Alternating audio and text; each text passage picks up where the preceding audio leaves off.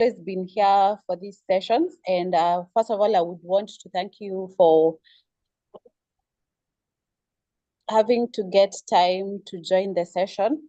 First of all, I would want us to start with a word of prayer before we go into the matters of the day. So kindly let us, all of us, humble ourselves and pray. Thank you, God, for this wonderful evening that you've given us to attend this session. How we pray that you may take control in everything that we are going to do. As we start our session on understanding how we can care and support for our older generation and our older persons, we ask you that you may give us the wisdom to understand whatever is going to be taught here. And at the end of the day, we will thank you and we'll glorify your holy name. We thank you for our speakers. We thank you for our moderator. And we thank you for all our participants. Help us to come out of this session with more knowledge, and may you guide us in everything that we do. For it is in Jesus' name I pray, believing and trusting in your holy name. Amen. Amen. Amen. So thank you so much again for joining this session. As I've previously said, my name is Sylvia Kamau, the person behind the logistics of the webinars.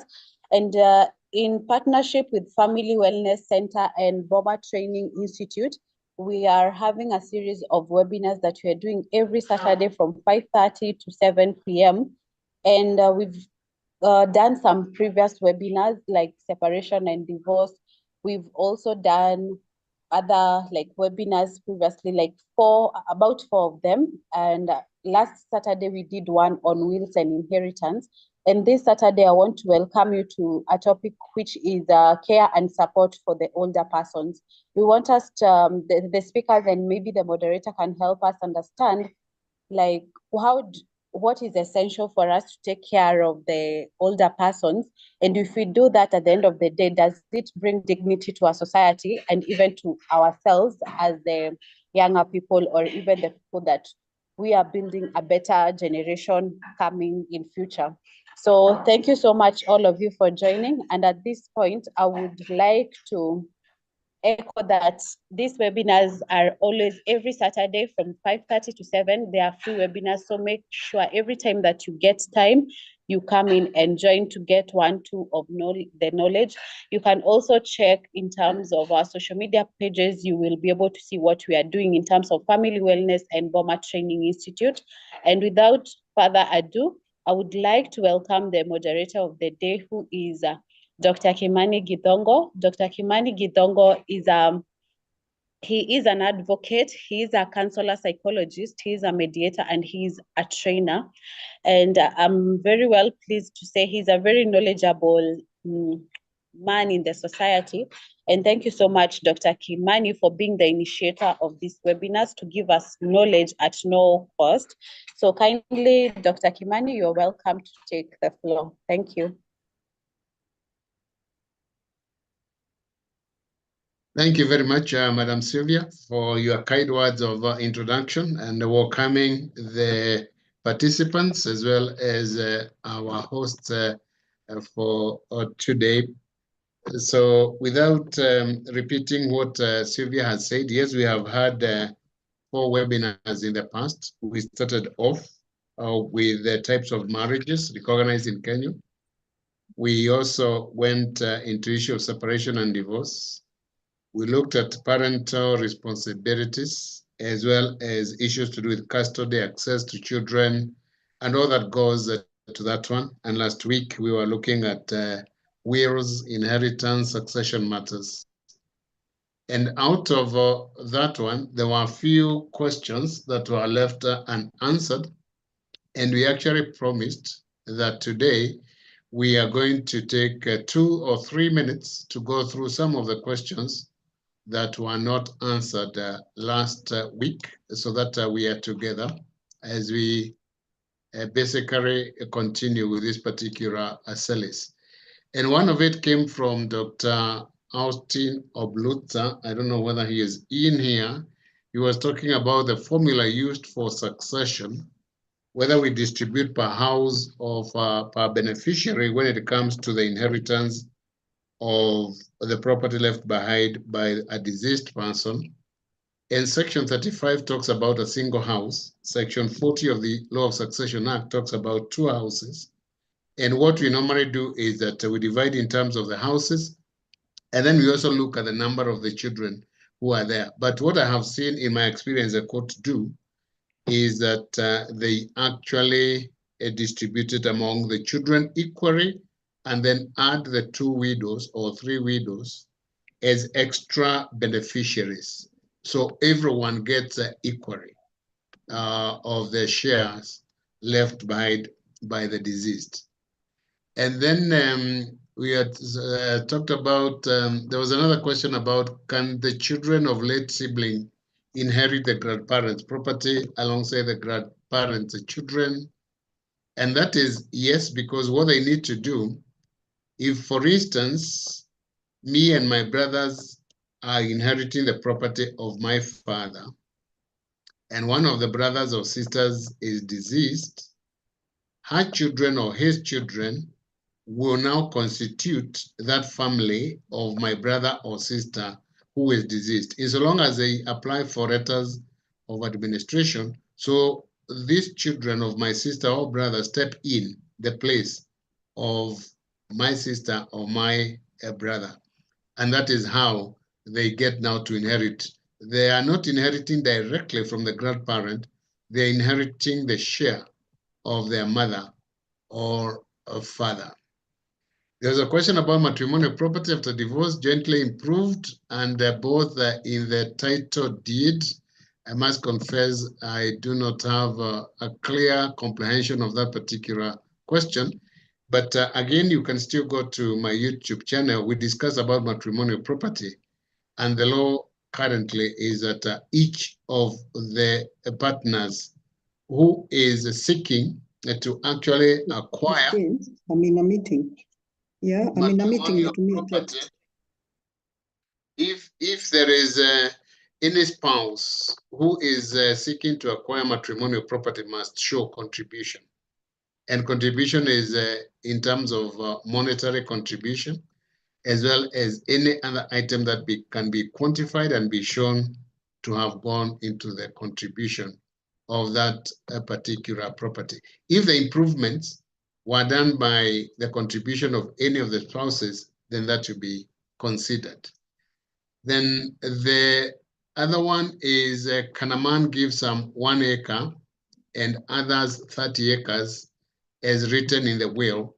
If that will is not contested, it can still stand. If the will is contested, the court may want to distribute the property equally, because as they put it, it may appear as if it is unreasonable. You can't give 30 acres to other people or 30 acres to one person and then leave only one person inheriting 1 acre. If that will is contested, the court most likely will look at the fairness of it and most likely go as if there was no will, and therefore we look into distributing that property equally among all the children of the deceased, and if there is any spouse left as well. And the second last question was about matrimonial property distributed 50-50 by an American court. The spouse refuses to comply, saying the USA court has no jurisdiction. How can the Kenya court award this ex-wife? If there was a judgment in the US, and US forms part of the Commonwealth, and the Commonwealth countries, all of them recognize the laws of each other and the judgments of each other, all what needs to be done is a judgment can be brought into Kenya and it will be infected in Kenya, in so long as it was a valid judgment. But if it was property that is in Kenya, then the court in the US may not have any jurisdiction to deal with that property in Kenya. But if the property is in the US courts have got that particular jurisdiction to deal with that. And the laws of the US are a little bit different from the laws in Kenya. And therefore, we need to look into what property was actually distributed in the US or in Kenya. Ultimately, it will depend on those properties and the judgment and what it actually said. So we may not at 100% be able to answer this question without having a look at the judgment that was issued by an American court. And lastly was an issue about trust. What is a trust? Basically, this is a document that has been created by several people. They append their signatures and they talk about maybe how the property will be administered.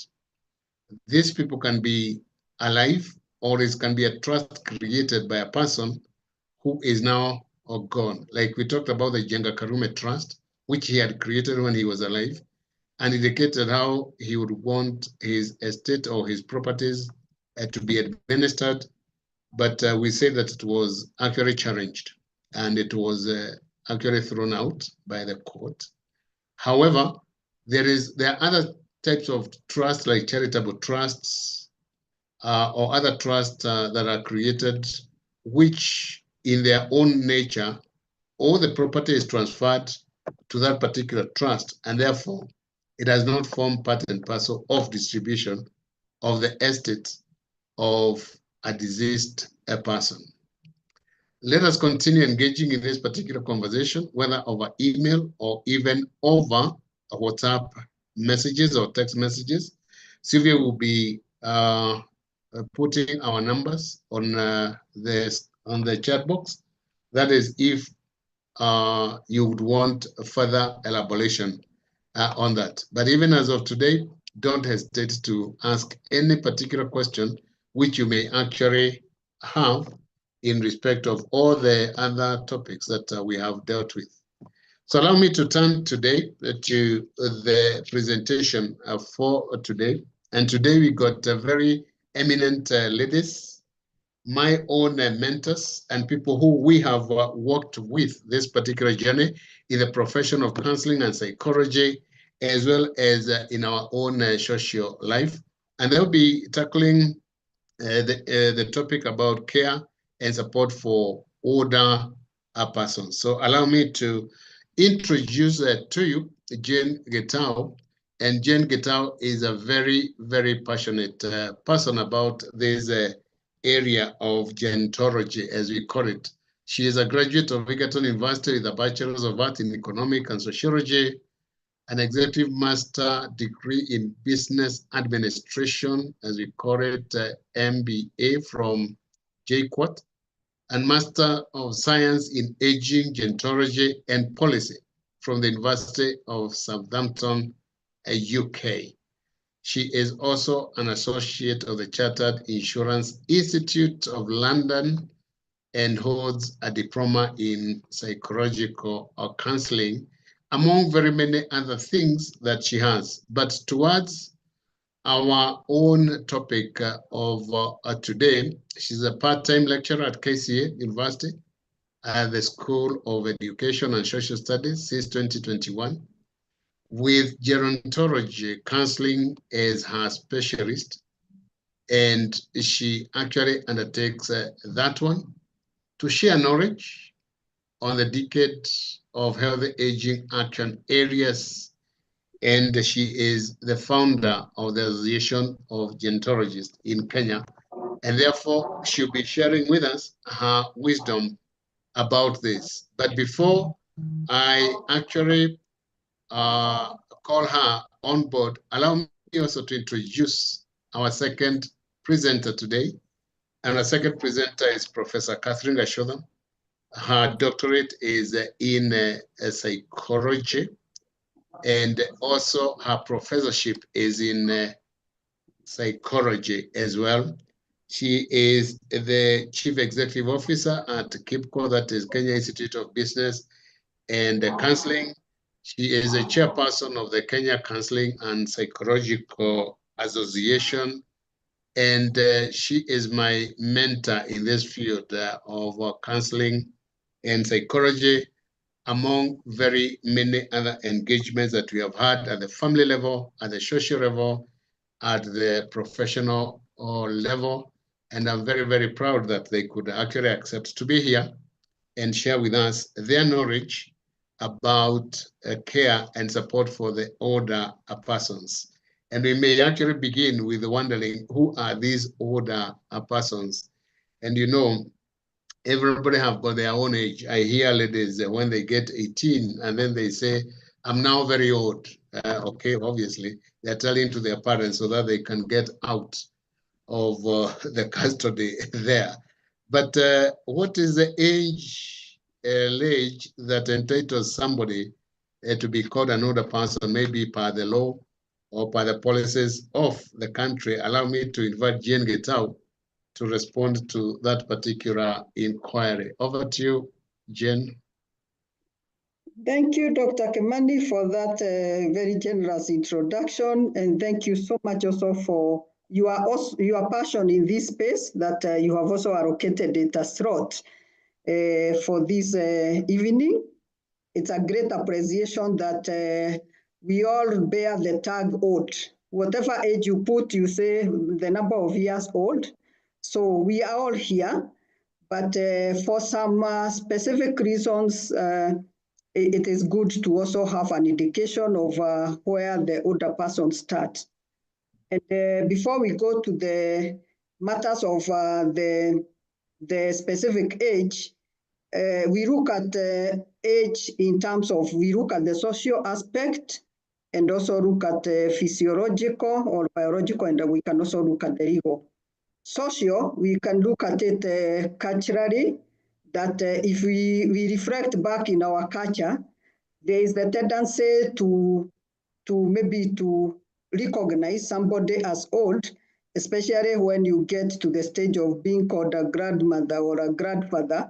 That goes without saying. Socially, now you are an old person because you have started seeing a second generation and thereafter. It doesn't matter now your age at that point. You are just socially recognized as an older person. And then in terms of the biological and the physical appearance, there are times because of maybe the life course stressors that one goes through or challenges, you may look at somebody, and if you are to give them an age by their physical appearance, you maybe look at gray hair, which might have come even very early, and start thinking around whether that person now qualifies as an older person. But for the purposes of the legal recognition, our country has adopted the UN definition of an older person as anyone who is aged 60 years and above. So that is what is applicable. So for matters of this discussion, we may try to focus on that, but not forgetting also those other persons who may be there in that recognition because of the social status and maybe some also life course challenges. I believe maybe that is adequate to start our discussion for now. Thank you. Thank Thank you very much. Thank you very much, Madam Jane. So UN or international recognized age chronologically is 60 years, even as we look at those other social aspects. Allow me to turn to Professor Catherine Reshoda and ask her, why would we need this discussion about care and support of the older persons? And maybe you may combine that one with looking at what is the status of care and support for the older persons in Kenya. Where are we at? Over to you, Professor Catherine. Thank you so much, Mr. Kimani, Dr. Kimani Githongo. Let me correct that. Very happy to be here with Jane, who is very accomplished in this field of geriatric counseling or gerontology. And thinking about why do we have to have this kind of a discussion? And Doc, we are very happy that you thought this is a very important discourse that we need to hold. Because thinking about how the elderly persons or the older persons were regarded in years gone and how they are regarded today, we can see a change. And even when we look at the generations, the silent generation from 1946 and before that, or even the baby boomers, and I belong to the baby boomers, from 1964 to 1964, 1965 to 1980 is the Generation X, and then 1981 to 1996, the Generation Y.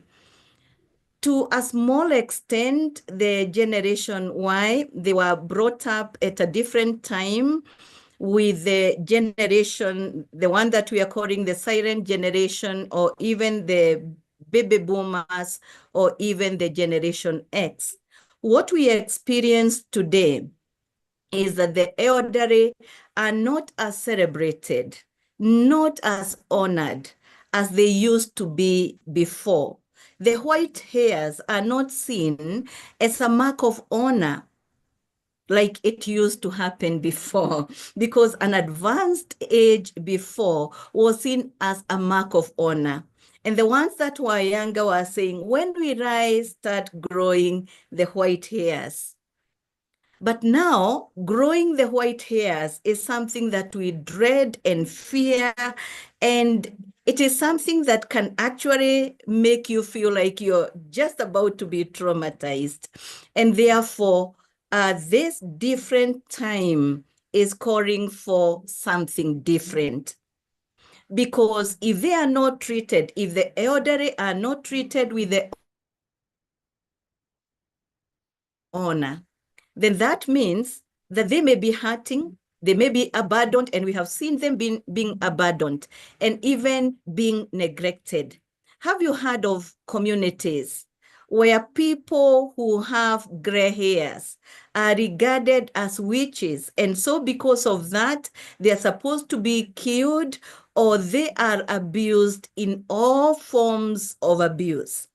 So that particular space where the elderly are abused, are molested, are treated with unkindness, we need to really think about the elderly as communities, as societies, and even as a nation. Again, going back to our own homes, the families are smaller in size. They used to be very big, very huge before. A family of 9 children, a family of 12 children, 16 children. Really, you're going to take care of your grandmother very well. You're going to take care of your grandfather very well. But come to a time where the children are 2 or 3, then when it comes now to taking care of the elderly, the manpower to do that is trained to the limit. And so this discussion, Dr. Kimani Githongo, needs to be held over and over again so that we can ask ourselves, are there elderly persons amongst us who are not even meeting their survival needs? And so because of that, they are dying earlier than they should. We have those people within our rural areas, within our urban areas, and even within the informal sector and other sectors. And therefore, we need to ask ourselves, as a country, as a nation, as families, as institutions, are we prepared to take care of the elderly in the changing times? Over to you, our moderator. Thank you, Professor. Very interesting, the dwindling of the population within families, the respect that we used to have when we see people with gray hair.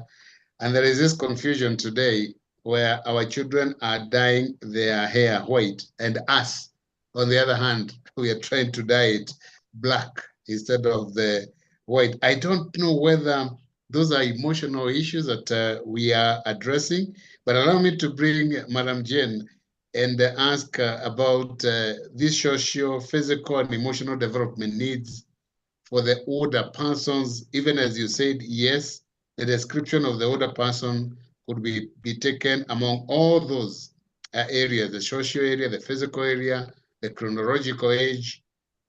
Are there some social and developmental needs for the older persons that we need to take care of. Over to you, Madam Jane. Thank you, Dr. Kimani. And maybe before I address the question in mind, I would also want to add up to what Prof has said. She's very, very precise. Actually, those are the demographic changes that we are seeing taking place. And at the same time, we cannot rule out the contribution that has come with the modernization. There is this concept of rural-urban migration. There is also the global migration.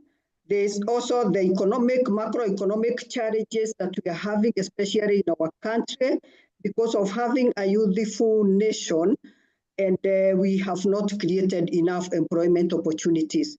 So that means the young generation are forced by circumstances to migrate, whether locally or internationally. So as a result, the young people who would take care of the old are no longer there. Let's also factor in the changes in terms of gender and particularly the women empowerment. If you look at the past, the women were there and they have been globally the major caregivers all over, world all over. So when now we got to a point of education for women, now they are also asking for or looking for formal jobs, which now have to be, in most cases, have to be executed in the out of the home compound. And also remember the hours now that are diverted from care for the older members of the family to doing the formal job.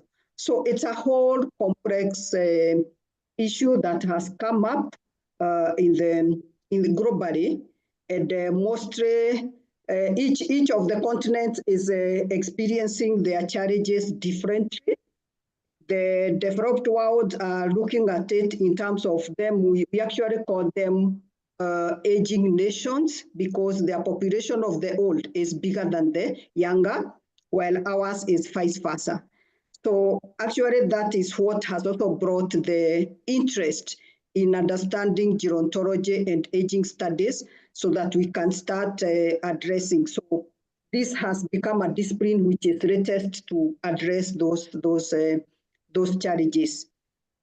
So looking at the older persons and their socio-physical and emotional developmental needs, the first thing that we need to appreciate is that the older persons really need to have what is called a sense of purpose. The minute one grows old and they start now becoming desperate because they no longer have a sense of purpose, that becomes very detrimental to their health and their mortality. So that is a great socio-emotional need, so that every time they have the feeling of a sense of purpose. And this is where now we come in as professionals to try and affirm them and also try to give them hope that yes, you are old, but you are not over. Actually, there's a slogan like that one, you are old, but not over. There's a lot of opportunities that can be harnessed still, even when somebody gets into old age. And I like also looking at it in terms of how long, how much time and number of years one would have. You'd imagine from age 60, and if you are to live into 80s, that is a whole another small adult in 20 years. So one cannot afford to start giving up at age 60. So we need to encourage and try to empower the older persons to realize their potentials. There is potential anytime. A human potential ends the minute that you go to grave. And that is why we actually say now somebody has rested. Now you can rest. But in between, there is a lot that can be done. So sense of purpose, very important. And this week can only be achieved when also the younger generations, we come in to affirm the older persons and try to work with them. There's a lot of wisdom that they have, and if it is tapped, you can imagine connecting the wisdom vis-a-vis the physical energy that the youthful generations have, what we can be able to do. I believe that we can actually be able to even solve some of the economic problems that we have, because both spheres of the generations have a resource to share and to exchange. And then the also social need is for them to maintain and build strong social networks, even when they are old. WHO has recently documented isolation and loneliness as a big major cause of mental health challenges for the older people. So we need to think about how do we engage them so that they still hold the social connections that they have. Is it engaging them in community activities, whichever they can be able to deal with? Is it also ensuring for us, the younger generation, we are not breaking them off, we are not busy with our daily life and not creating time to be with them? These are conversations that we need to engage in, because I believe in promoting intergenerational dialogues and engagement so that we can be able to support each of the generation. Any generation is in need, and each stage has its own challenges and the opportunities. Then the issue of challenge of the mental and physical health need is also very big. It's critical because, of course, definitely there's something that we cannot escape from, because the biological elements of aging really have to take place. It's natural. So chances of also decline, the occurrence of multiple diseases is also part of it. But it's important just to be aware of the changes that are taking place among the older persons so that we can be able to understand their space and support them. I can talk over and over. I think for that part, maybe I pause it there, and maybe we can go to another point. Over to you, Dr. Thank you, Madam Jane. And I pick one of the items there talking about isolation and loneliness. And I know even some of us have lived with our parents in our own homes, but then we leave them in the morning and we anticipate to see them in the evening. We leave them under the care of our house managers, maybe a nurse aide, but these people are very busy with the other things that they are doing. And therefore, my father, my mother, or my grandfather or grandmother do not have that kind of companionship that they can have with their other colleagues of their own age or about that particular age, because our house managers or even our own children do not become compatible in terms of the communication. And that now takes me to, yeah, they suffer a lot of medical conditions. Some of them you have said is an account of aging, which we cannot be able to prevent. But I think we need to look at their mental health issue more deeply, and allow me to draft in Professor Catherine here to look at this element of the mental health needs and conditions for the elderly person, even as you write on what Madam Jane has spoken about, the isolation and loneliness, among the very many other conditions. Over to you, Professor. Thank you so much, Doc, and thank you, Jane, for a very clear articulation of the social, the physical, and emotional developmental needs. And when you're talking, you reminded me that my grandmother actually fell in a bathroom because it was having tiles. And when she fell, she slid and she hit her head on the floor, and that's how she died. And so it is important when we are thinking about the elderly.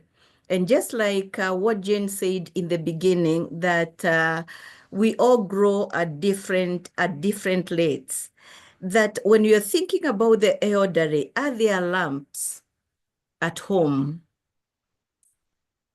Have you removed the tiles in those bathrooms? Because even for us, the whole of the family and the extended family, we removed tiles.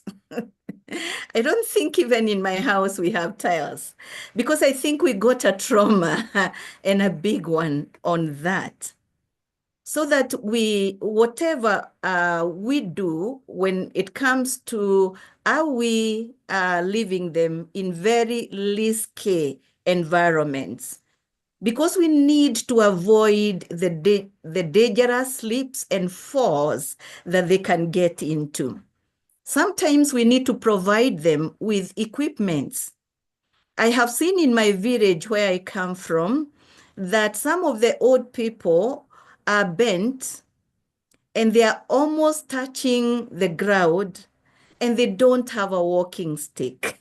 And so our family, the Gashoda family, we decided that we are going to be going with walking sticks at home so that we can give to the elderly who are needing the walking sticks. So it is important, as we are listening to this particular discussion, to ask ourselves, what are the physical things that the elderly population may be needing, and maybe in that particular family, they are not affording, but we can afford and we can provide for them.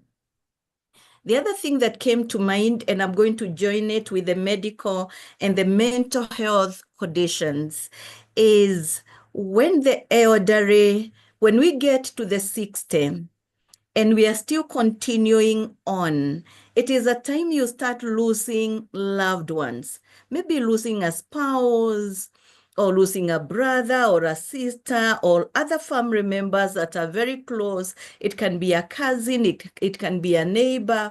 And like my grandmother used to say, why is God not taking me? And he's going to the neighbors and taking them. Because so many are dying of her age, and she's wondering why she's being left. But it is important to ask ourselves, when they are losing in that way, what is happening? There is accumulation of grief. And if this grief is not going to be processed, then what is going to happen is that they are going to have dementia. They are going to have depression, and dementia is about forgetting, or the decline, the mental decline that is so severe so that it interferes with the individual's daily life and affects the memory, the thinking, the reasoning. And so the frontal lobe, when it comes to the brain, is affected.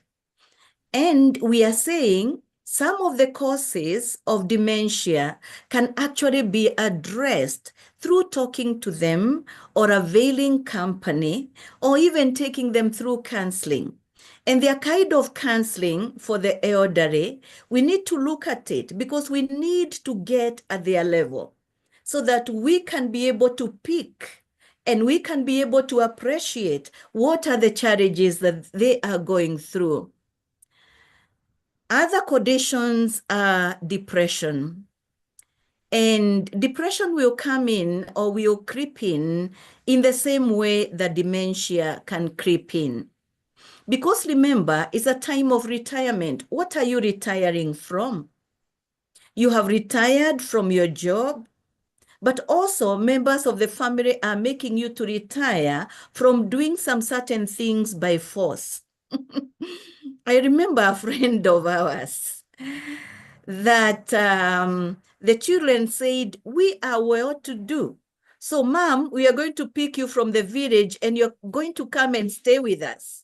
But Mom was saying, I have my goats here and I need to take care of my goats. And that's what Jane was talking about, getting meaning and purpose of life.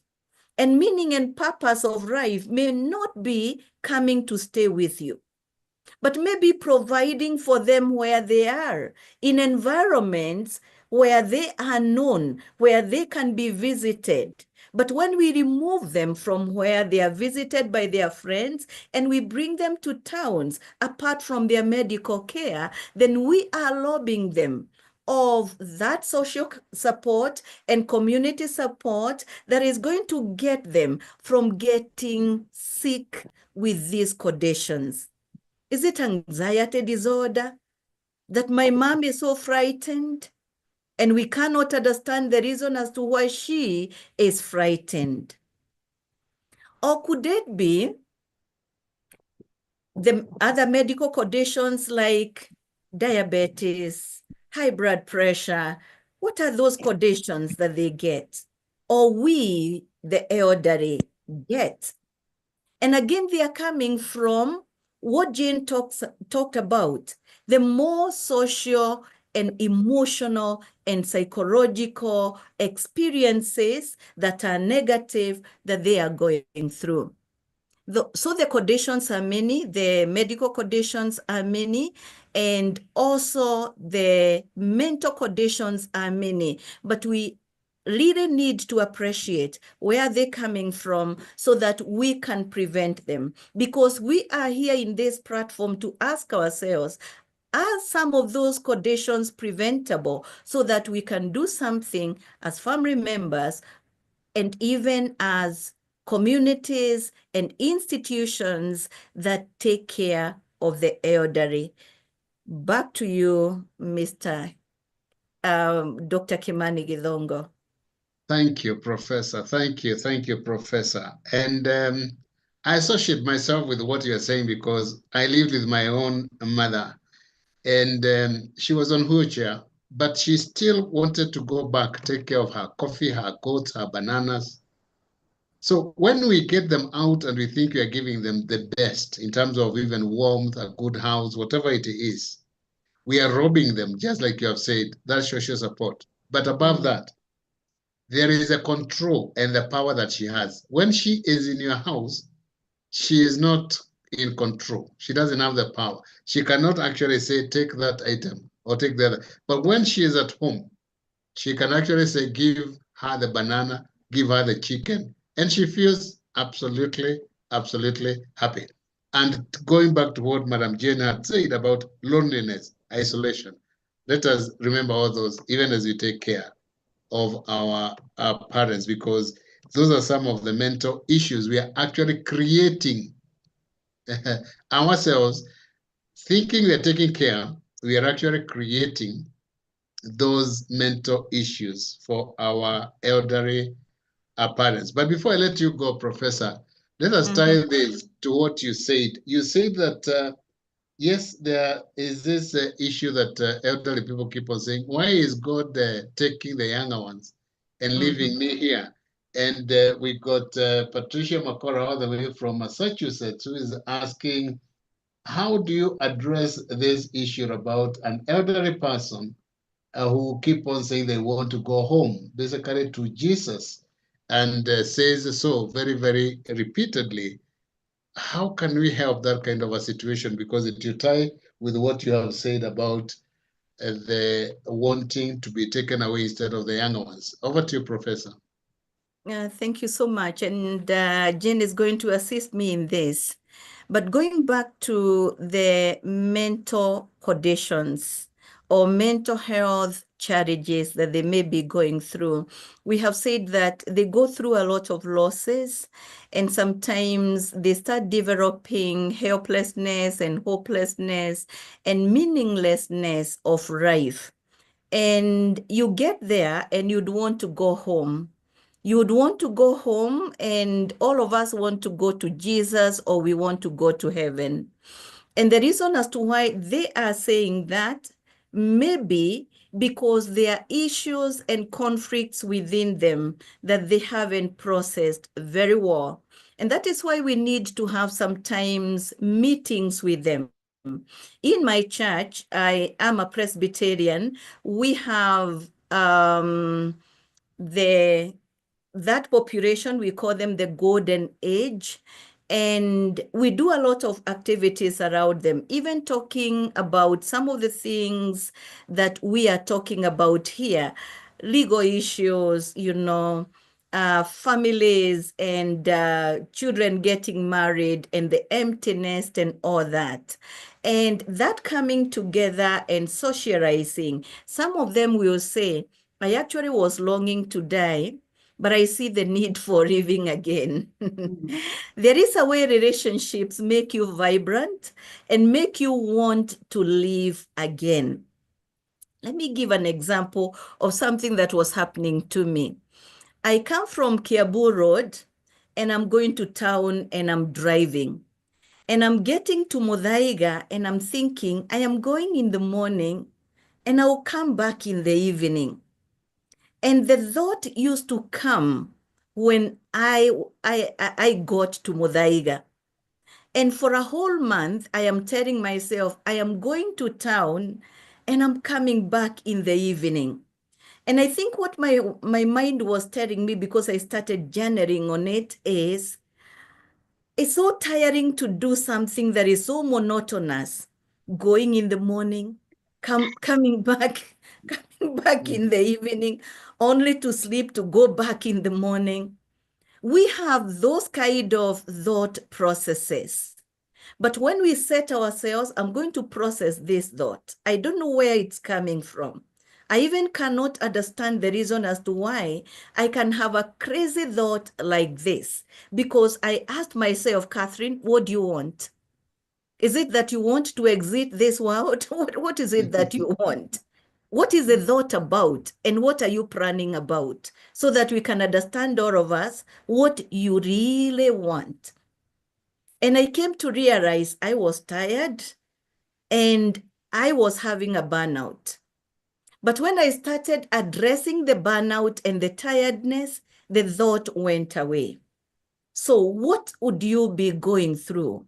Even for that elderly person, what might they be going through? Because what they are going through, and they are saying that others are going and they would want to go, is something that needs to be processed.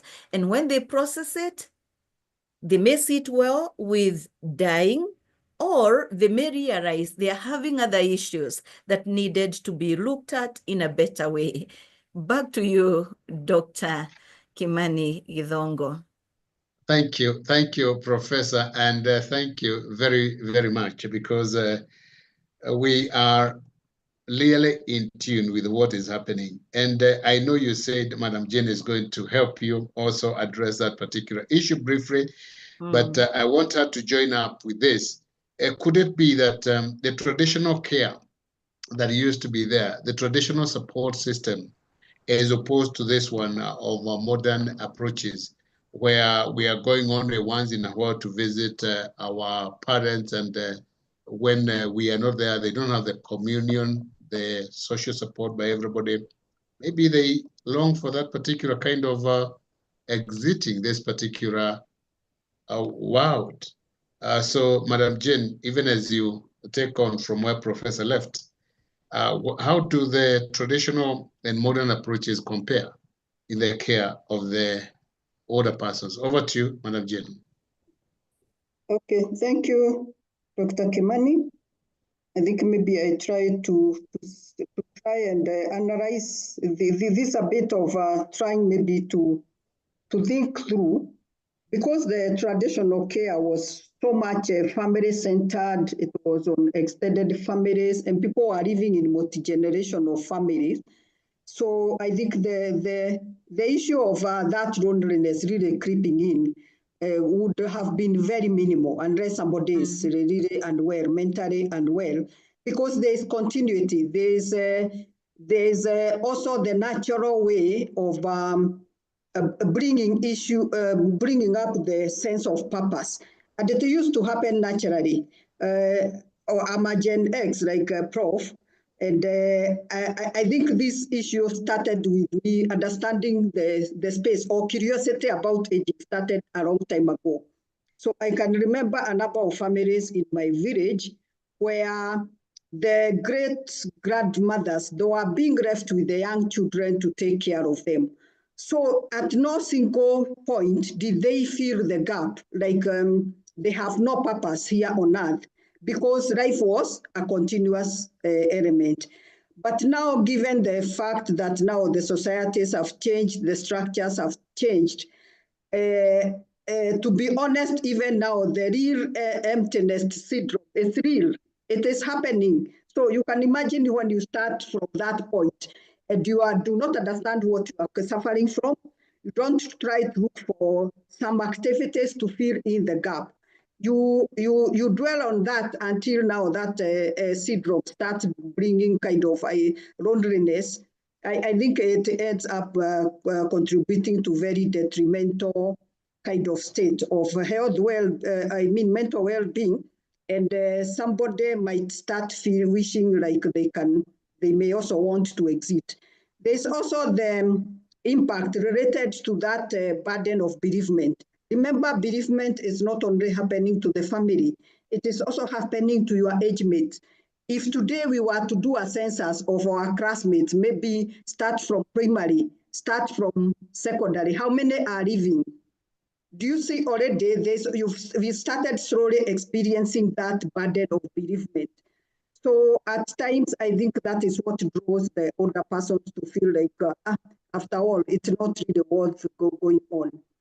Though the person who had asked the question also didn't give us an indicator of age, because that is also normally very important, because at the very advanced age, we call them we talk of the category of the oldest, this category, we categorize like the 60s to 75, by the way, are called young old.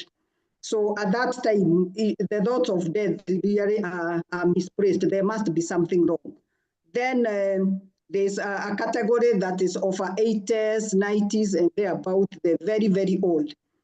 At times, I think it becomes a natural process of what desiring to go, not because of any illness, but you now have lived to a point where you are now connecting with the next generation, or we talk about connecting with the cosmic world.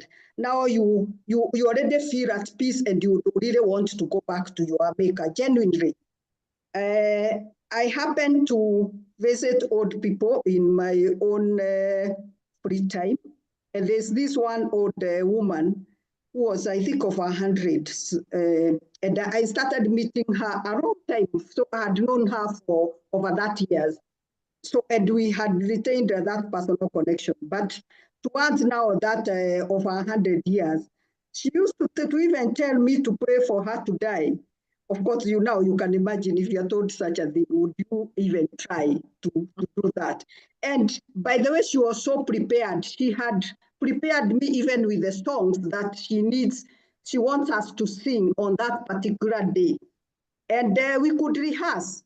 That doesn't sound very, like very natural or something that is kawaida for if you have not been able to integrate with this space.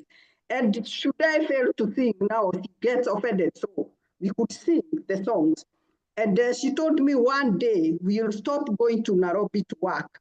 And we are going to change all the vehicles will throw all the way to Murang'a, going to bury her. So there are those who, in a natural way, by the way, they are so prepared. It is for you as the family to also start reading the signs of the times. But I've also seen a lot of denial because we really do not want our old people, our old relatives to go. We still want to hold on them. So we need to be able to assess at what point is this coming up. Is it a desperation? Is it a condition? Is it really that the actualization of the person has really gotten to the very end? And in most cases, you find that those people who are ready in a natural way have made a lot of peace with the other generations to come. They have spoken themselves out. They have talked in everything and anything that they need to pass on, so that you are left in a state that you are so prepared. But of course, we say grieving, you'll still grieve, or the same. So I think whoever has asked can also maybe try to reach out and let us know what the age, what the circumstances are, so that we can be able to talk about that concern. So over to you, Daktari. I think I have tried to touch a bit on that query. Thank you. Thank you very much, Madam Jane. And yes, we are there. And this kind of preparation, I think we need to be ready for it, even as family members, as counselor psychologists, as pastors, and all of us in our own various professions and daily engagements. Professor, now we are in the age of digital. The campaign of 2013-2012 in Kenya, presidential campaign, was the analogs and the digitals. Now we are in the digital space, we cannot deny. But I'm happy that our elderly can actually even log in on Zoom. They can actually receive M-Pesa. They can actually be able to navigate a little bit of it. But has this really affected the elderly persons? Is it negatively? Is it positively? Professor, what would you say? Right. Just like you have said, Doc, we celebrate technology, and we know the positive aspects of technology even for the elderly. Because you see, when mom is at home, or when your mother or dad is at home, or even an uncle or any other family member, you can connect with them through technology. You can decide we are going to be talking twice every week, and we are going to be looking at issues that are very important between us, whether it's about if there is a worker at home, are you taken care of in the way you should? Or are you taking your medication the way you should be taking your medication? Or basically to connect and while away time through technology, and even doing the video calls, and you can see each other and you're happy to see each other, and they feel like you have actually physically visited them. So technology has that magic of connecting people, even when it comes to the videos or even that call. And information can be shared, and there is also improved healthcare. We have the social workers who are able to even link them, or the health promoters in the community, and sometimes they use the phones in order to reach the elderly, and they're able to exchange a lot around their healthcare. But again, we need to see the dangers of that with the technology, we are not connected. There is something really magical about the physical connection. That greeting with the hand, that hugging and saying, Mom, I am here, I have come. Dad, I am here, I have come to see you. Auntie, I have come. That connection, that physical connection. And us Africans understand that a lot, because we come from that kind of a setting where visiting each other and being together, even in events, is something that we celebrate a lot. So when it comes to technology, it has a way of making the isolation and even the abandonment to be much more. Because if it is always a call and you cannot come home, and we have had parents complaining, when will you ever come home to see me? Don't you take care of your mom? Don't you care about your mom? And so people feel that they are isolated when we are overusing technology. Sometimes we can understand the reason as to why some family members are not going to see their parents is because they are also financially strained and challenged. But when you're not financially challenged or strained, and you have the time, and we can also create time, we actually need to meet and be together with our loved ones, so that even us, we can be visited when we are growing older. I like it a lot when my grandchild comes and says, Shosho, nimekuja.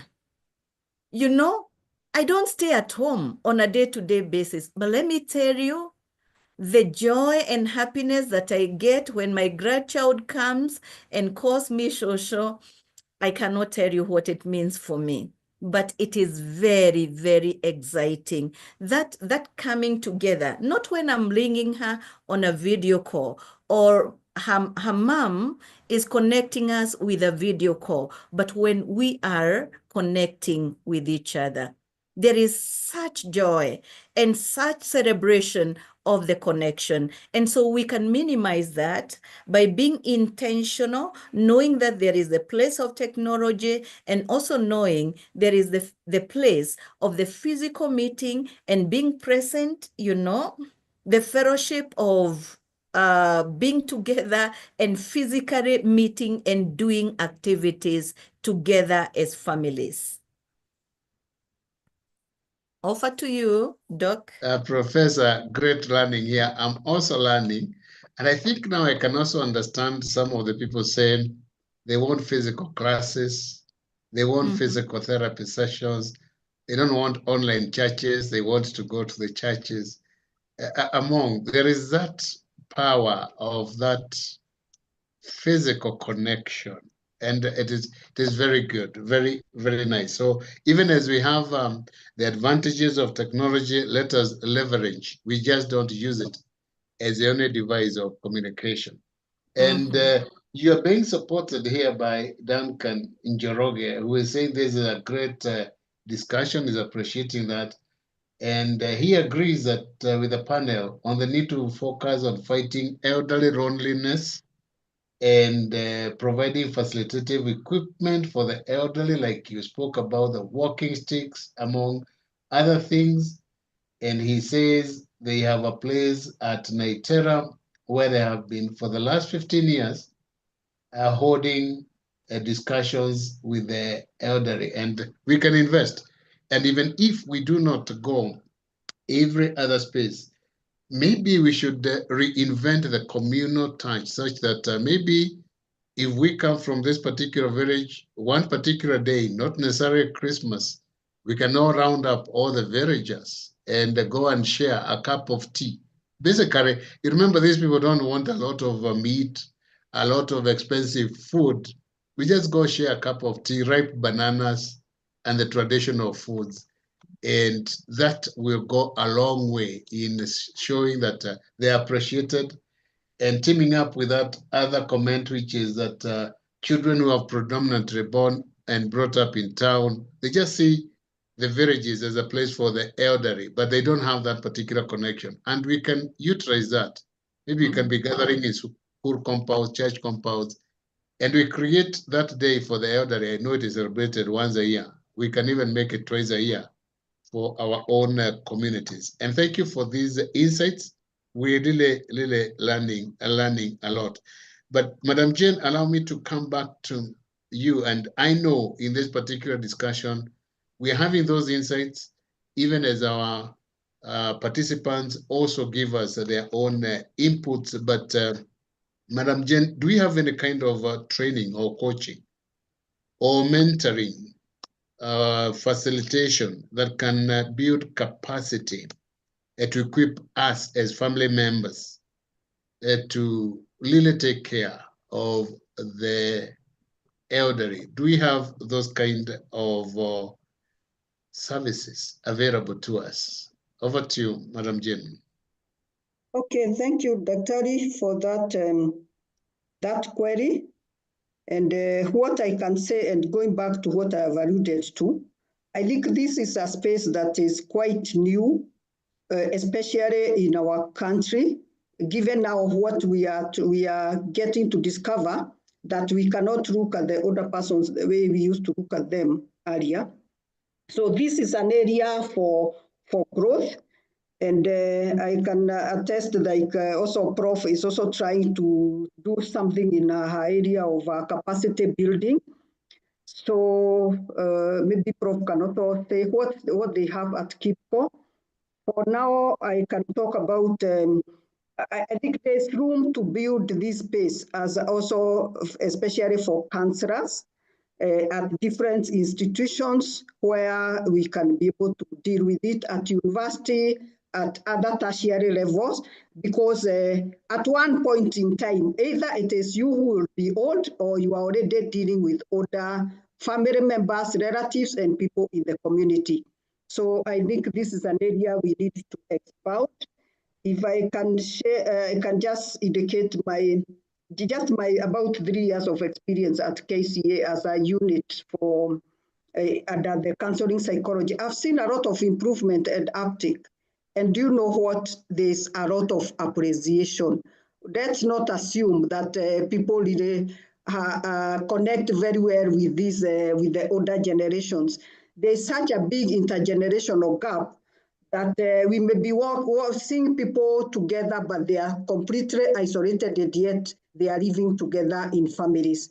So I believe this is an area that we need to put more effort into. While we can boast of a young nation right now, we can be able to prepare for the aging population. I can tell you 2050 will be a different thing in terms of demographics. Actually, estimates are for every five people, one of them will be old. That is about, that should be 20%. And those are the ratios that are happening in the developing nations. And also even such forums, Dr. You might be surprised that this is a bit of a kind of that class, because I believe whoever is in attendance will leave the place with a different appreciation of how to interact with the older persons. So it's an emerging area with a lot of potential for growth. Back to you, Dr. Thank you, Madam Jane. And I know, yes, it is an area of growth. We need to rethink this particular aspect. I'm happy that KC University has introduced it as one unit. And I'm also aware, because I attended a graduation ceremony last year organized by KIPCO and the leadership of Professor Gashuda, and she has started a study, I think is a certificate or a diploma in these studies. And it is an area that we can actually be able to take advantage of. But even as I bring in Professor to talk about what is happening in that particular field, we may want to look at whether there are formulations or major discoveries or any evidence-based approaches to care of the elderly persons, maybe within the Kenyan context. There could be some policy papers, there could be other issues that maybe are in place. And also, as Madam Jane says, yes, we also take it that we can organize some of these forums to educate the public about this. Over to you, Professor. Thank you so much, Doc. And yes, we are offering a certificate in geriatric counseling, and it is having a very encouraging uptake. And even the ones that are going through that particular course, they change the way they look at the elderly, and they also commit themselves to doing something different, even with their own parents. And this is what we need to see. And in terms of, do we have major discoveries and formulations and goals and evidence-based approaches? We are having a lot of researches that have been conducted in our different universities in their repositories. But those researches are still lying there without helping us within the communities to apply that knowledge so that we can change the way we deal with the aging population or our elderly. So I would say there are so many researches that are there in our repositories and even in the ministry concerned. We have a lot of policy papers that have been developed, but we still need to have evidence of the application of the policies that are there. That is the Department of Protection. Jane, we call it the Department of Social Protection. Isn't it? You want to, I can maybe respond, eh? Yeah. I think what we need to appreciate is that issues of older persons are so cross-cutting that as much as we are talking about this is Ministry of Labor and Social Protection, there's a department specifically dealing with the older persons, and they have some policy, like there's the older persons policy, though a bit outdated. I think by now it needs a revision. There's some work happening there. But the fact is that when you talk about older persons, you look at so many multidimensional aspects. That is, we are talking about social protection, we are talking about health. So the Ministry of Health also needs to be so much at the core, because you understand the older persons will have these non-communicable diseases, the high blood pressure, the diabetes, the cancers, and all that. And also remember, sometimes they can actually coexist, you know, a number of them. And also we come in as in the mental health space. So what we are saying is that one of the weaknesses that is there is that there's still a lot of fragmentation.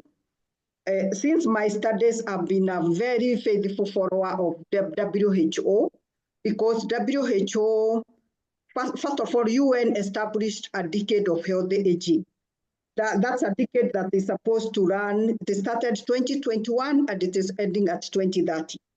First of all, you can see it is aligned with the Sustainable Development Goals.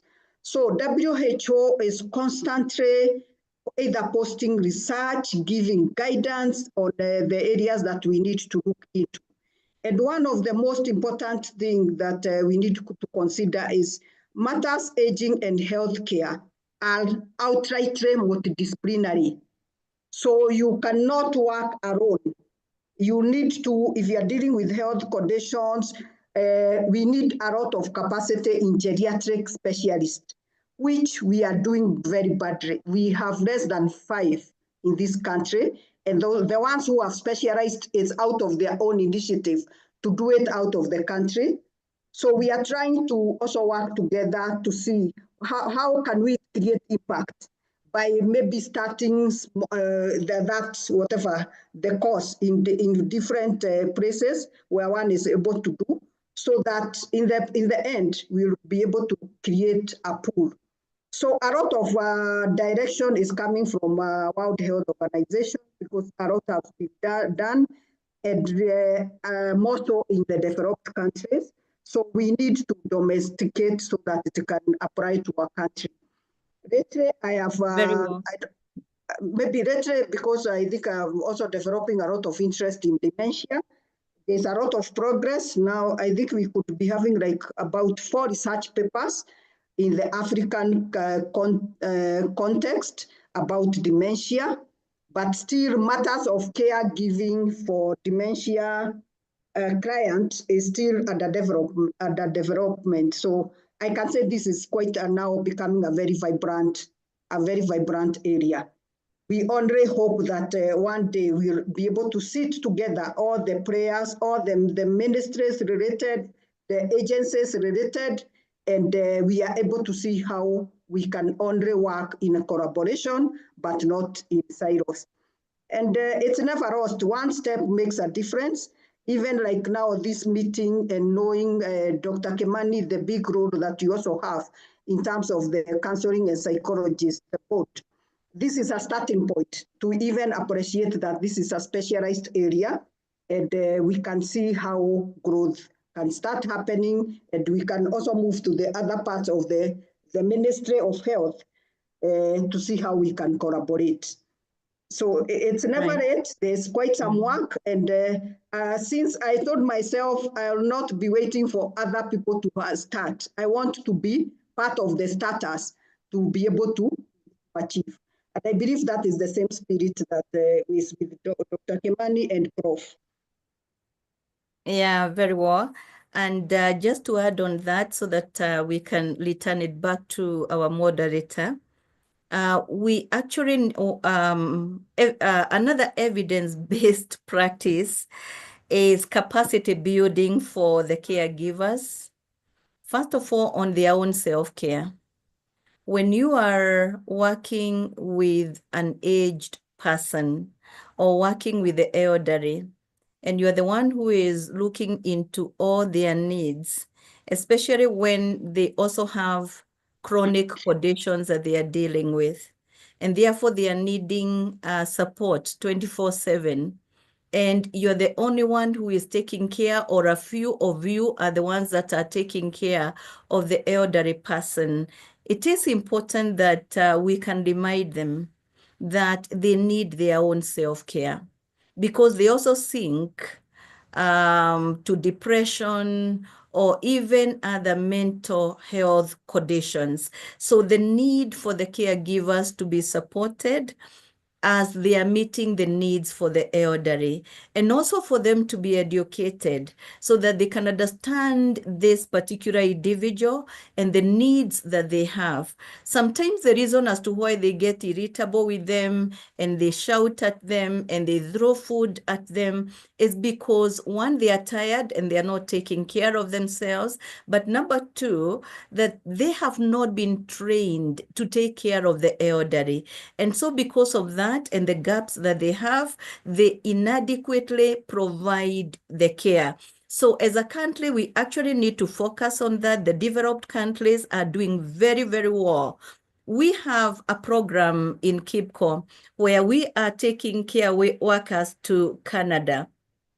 And we are taking two kinds of care workers. The one that we have started with is for the developmental disabilities, the ones that are intellectually challenged in Canada. But even when it comes to the care workers and the caregivers, it's something that we are looking into. And they have very good curriculums, very splendid curriculums for taking care of the elderly. But even here in Kenya, it is creeping in, but a lot needs to be done. We are still at the infancy stage, but we can have more inroads on what we already have. But other aspects that we need to look into is medical care and regular body tests for the elderly, that we need to be intentional. Can they be checked on a periodical basis? So that we are not just giving them the medication that we know that they're supposed to be taking care, high blood pressure medication or even diabetes medication, and the story ends there. Do we know whether there are other conditions that are developing? That's something that we need to look into, and also getting medical insurance covers for this particular population. But we also need to see what is happening in the West and build social facilities, like in every village. We need social facilities for the aged where they can meet and maybe undertake activities, like they can do beadwork or whatever else that they can do as men or even as women. They regroup and they're able to talk together and they are able to exchange a lot. So we need to do a lot as a country, especially when it comes to how are we keeping them busy? How are we making sure what Jane talked about, giving them purpose and meaning of life? Because if we do not have little children to live with them so that they can take care of that, if they are not able to go to the farms so that they can farm and come back with the farm produce, if they are not able to do that, are we limited in other activities that they can do? And indeed, we are not limited if we just allowed our minds to start thinking around what can they do in this community, in this rural area. What can they do? Among the Maasais, what can they do? In the central region, in the western region, in the coast region, in northeastern region, because the activities can be very different and very contextually relevant or localized to the particular regions that those people are coming from. Over to you, Doc. Thank you very much. Thank you very much, Prof. and Jen as well. And yes, this conversation can go on, but I pick some of the issues like engaging them at the community level. I know maybe there are other aspects that I'm going to talk to Jane to talk to us about in a minute or two.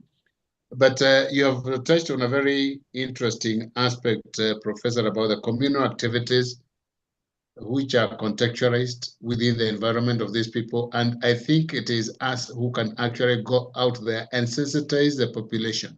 We are also living in towns, in estates, where there are elderly people, and they hardly actually meet. They only get out, and I can see even in my own estate, elderly people just walking in the evening, being walked by their family members. Suppose we have a Tuesday every afternoon, and we have everybody talking to them, and basically you allow them to meet and share that beadwork among the very many other activities.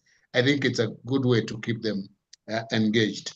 And lastly, as we wind up this particular session, Madam Jane, I know the government is doing something and not too much, and you have talked about integrating all the various government departments so that we can have a comprehensive care for the elderly. I think there's a program called Inua Jamii where they are sending money as little as it is, but maybe aligning to something akin to the community development, community health workers or community social workers. Is there a possibility that perhaps we can sensitize the government, even as we sensitize ourselves about the need of some of these activities that could keep our elderly connected, our elderly taken care of? Over to you, Madam Jane. Okay, thank you, Dr. Lee, even for that very thoughtful insight.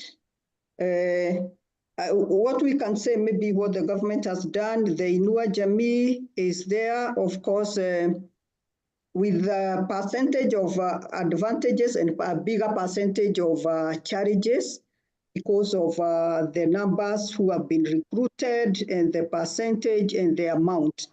But there are times you just look at making peace with what there is as you are trying to work forward for a better improvement in terms of values and access, remembering that it's only the persons who are 70 years and above who get that. So we already also have another gap of 60 and 70 not taken care of.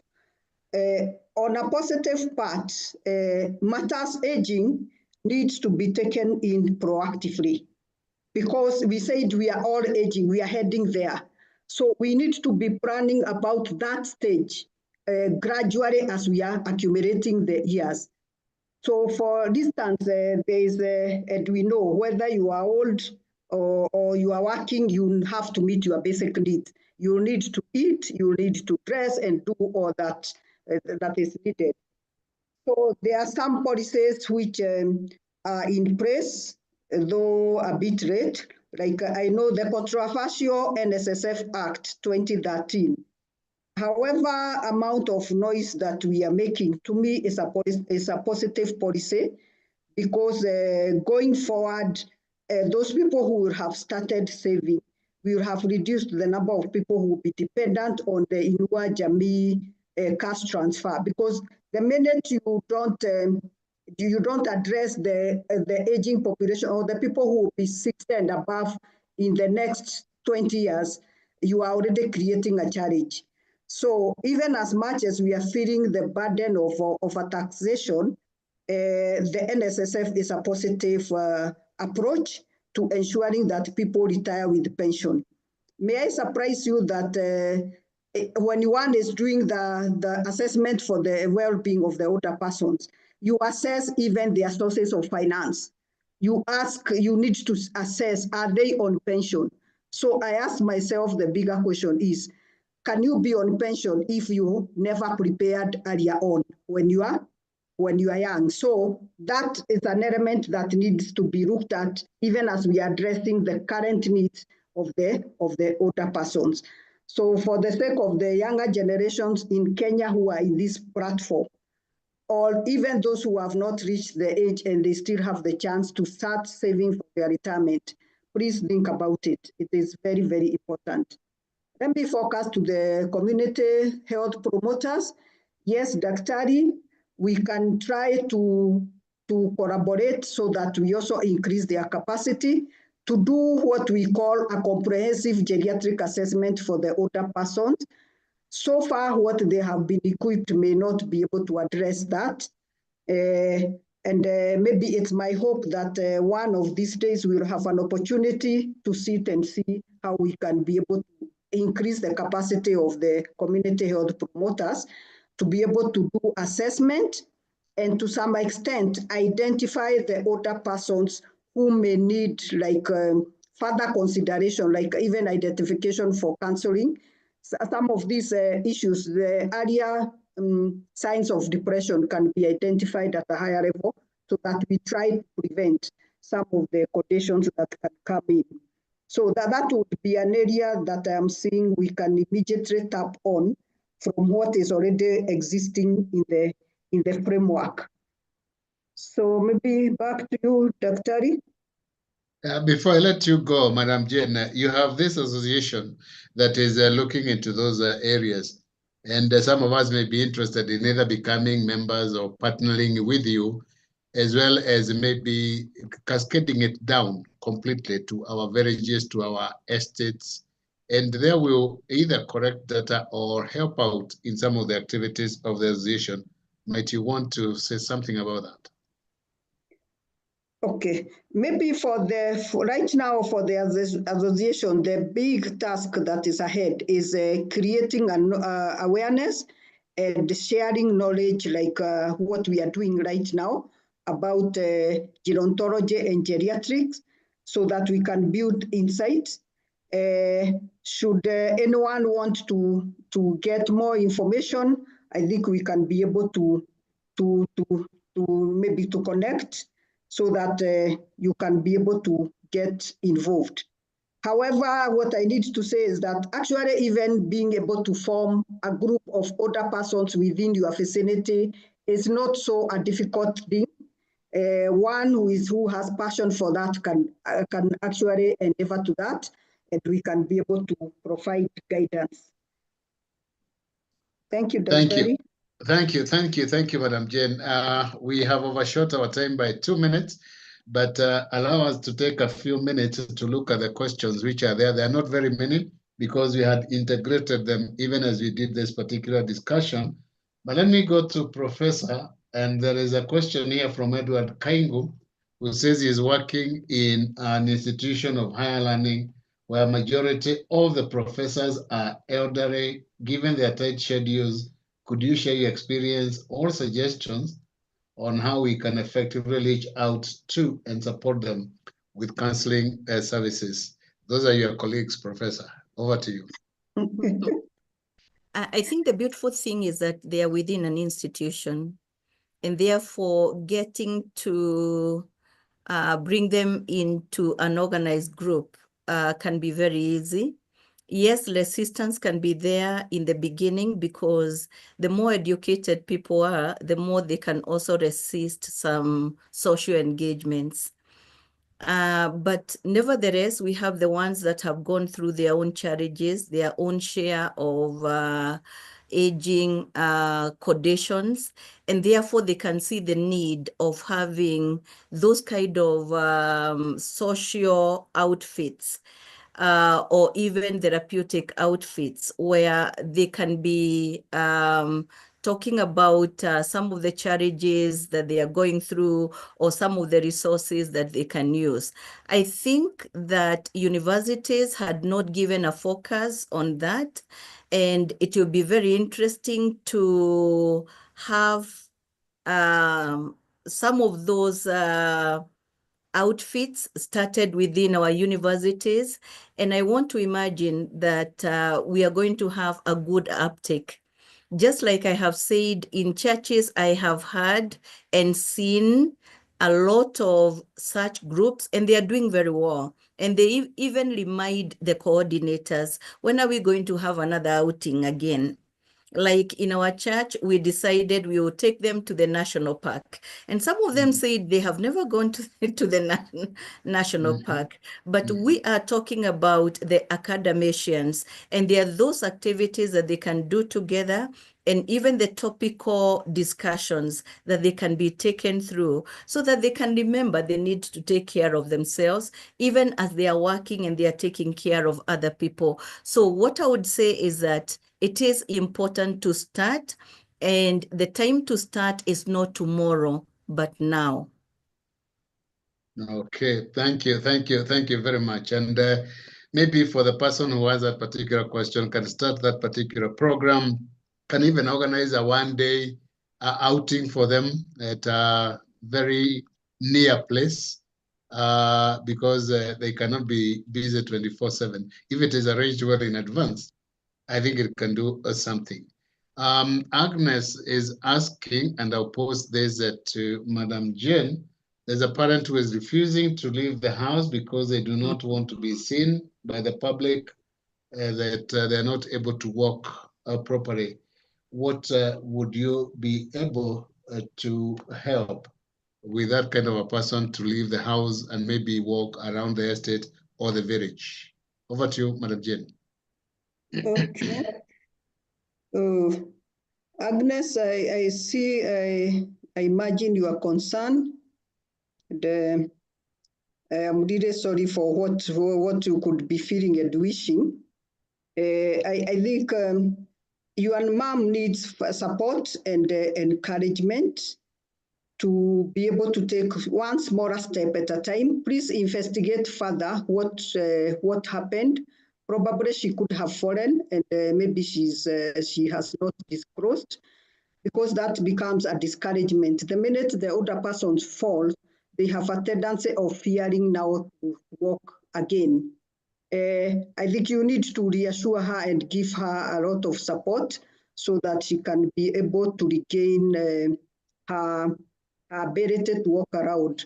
It is normally very important to encourage the older people to keep physically active, because the idea is to prolong their period of functional ability so that they don't slip into dependency for a longer time of their life. So here you have some work to try and engage in. If you cannot handle, please seek for the help of a counselor who will be able to help you explore what happened to your mother. And then I think it would be best to see her again on the road. It doesn't matter the speed at which she's moving, as long as she's able to make a number of steps and to keep physically fit. I wish you all the best in the exploration. It will be well. Thank you.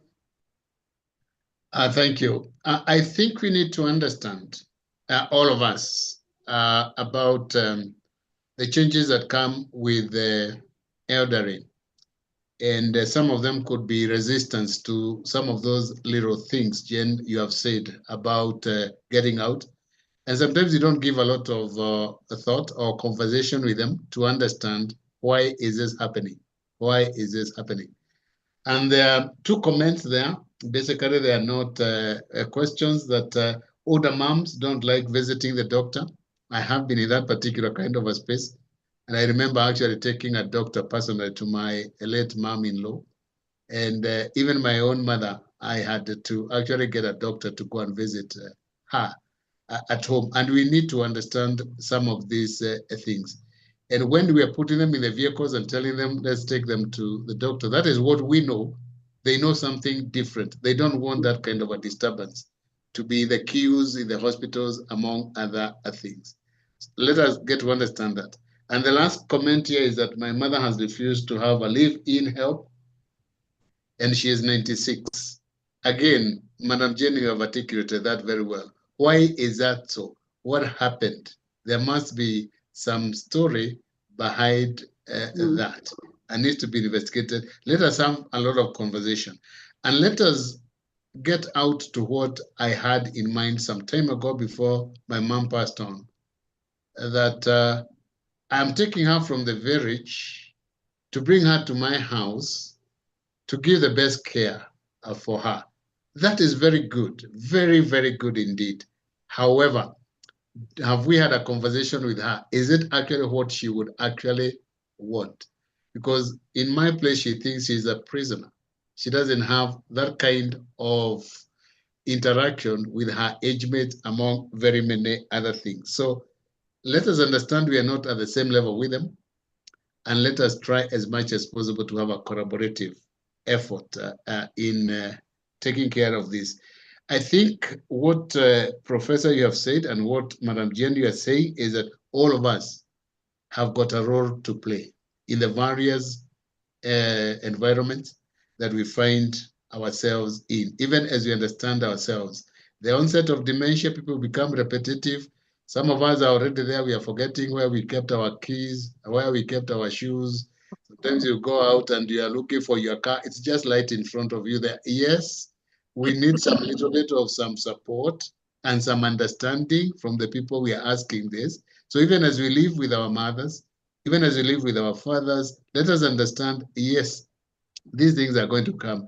And let us go down to our own children, to our own grandchildren, and involve them from a very, very early stage about the care for the older persons, because this has to be continued in the generations.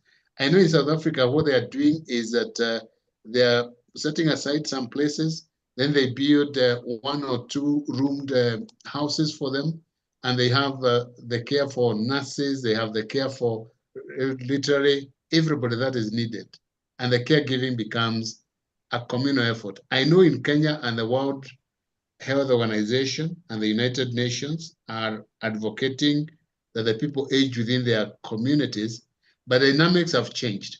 If we can have maybe an estate for these elderly people and we keep on accommodating people, maybe an organization can come up and take care of that. But well, that's a debate that we need to have. Maybe that will be our part 2 of this particular conversation, even as we benchmark with what is happening in other countries. There's a debate we actually had ourselves. My own class, we are now in the 60s ourselves. We the baby boomers here. We are in this, and our own class, low class, we were talking about, can we actually have a place for all of us where we can actually be connecting and we share those jokes we used to share at the university, at the whatever, because that is what is keeping us going now. The new technology we may not be able to hack. But anyway, it's a discussion for another day. So allow us to wind it up there for today. But before I let Professor go, before I let Madam Jane go, do we have any parting shot from Madam Jane? Yes, my parting shot is for all of us to appreciate that aging is a process. We are all in the vehicle, only that we are at different stages. We have heard what it may turn out. Sometimes you are not able to predict very precisely how it will be, the kind of conditions that you are likely to have. So I would urge us to start preparing slowly by slowly, and most importantly, checking about our social network, our interactions with the family, because tables turn. Right now, we may feel strong, maybe as parents, that we are the ones on power, but when aging comes, the reverse takes place, and so you might be served with the kind of treatment that we also served those who are taken care of. So it is important to mind about our relationships within the family, within our friends, as we face the journey of aging. Thank you very much, Dr. for organizing this. And thank you for the participants for being attentive and following the discussion. Thank you. Thank you very much, Madam Jane. We wish you all the best in your association and in your endeavors and passion in this particular field. Asante sana. Professor, your parting shot. Yeah, thank you, Doc, even for involving these 2 women here to discuss about the care for the elderly. you can register with KIPCO to do a certificate. That's number one. But number two is about the protection for people who are aging. And I want to give a case of the cash transfers and a family where the money was being taken by one of the sons, and the son could use the money and not give to the mother. And this is replicated in very many families. So when it comes to protecting the elderly, we actually need to go a notch higher, where we are asking, even this money that is coming from the government, are they using it, or is it being used by other people? And also, would you want to be interested to do something about people who are aging? You can think about maybe from 80 and over. Who would you want to support, and in what way would you want to support? Because we are the community for the persons within our country who may be challenged and their needs are not getting met because they are at a time they are not productive, so that you can choose what you can do and do it with dedication. Thank you so much, each one of you, for listening to us and also for being patient all the way through, because we have more people than we started. Over to you, Dr. Kimani. Thank you. Thank you. Just answer in one word. Does KIPCO offer online classes, Professor? Yes, they do. We do. Thank you. Thank Okay. you. All right. Allow us to wind it up there, great participants. Thank you for your participation and for being there. We continue with these webinars, and next week we are having a topic on, let me share for you on the screen. Next week, which happens to be the 29th, we'll be having a topic on addiction. Let us look at how addiction is a family disease and not basically only on one particular person. On the 5th of April, we'll be looking at navigating transition or rites of passage for separated, for divorced and single parents who always struggle with this kind of a situation as to whether they want to give their children, girls and boys, to the church, to the cultural practices, to other places. Let us see what we can be able to do as communities and help out this population. On the 12th of April, we may be looking at this special population, that is the LGBTQ. Let us just hear from them, and hopefully we can be able to understand their world a little bit better, and even as they tell us what it is all about them. On the 26th of April, after we skip the weekend of Easter, we'll have issues to do with the family life cycle, and we have just been speaking about it.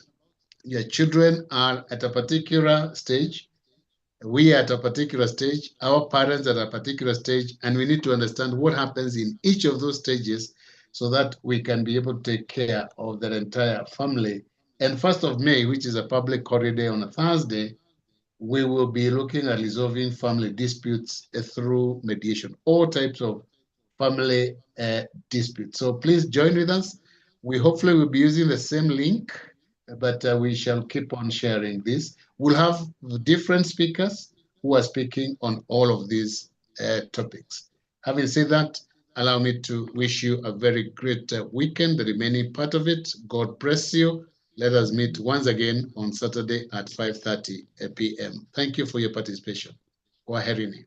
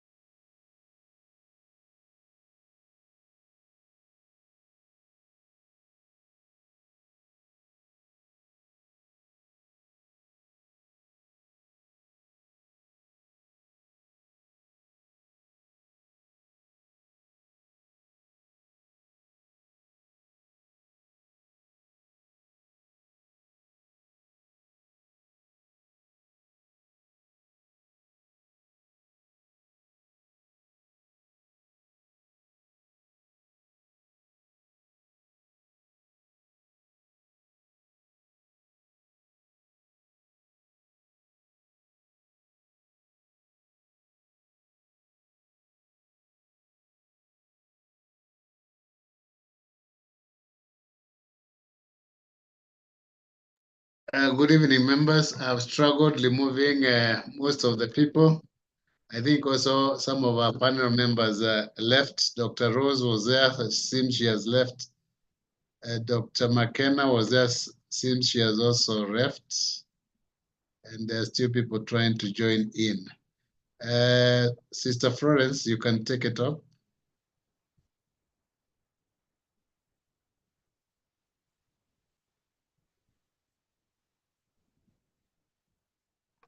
Wow.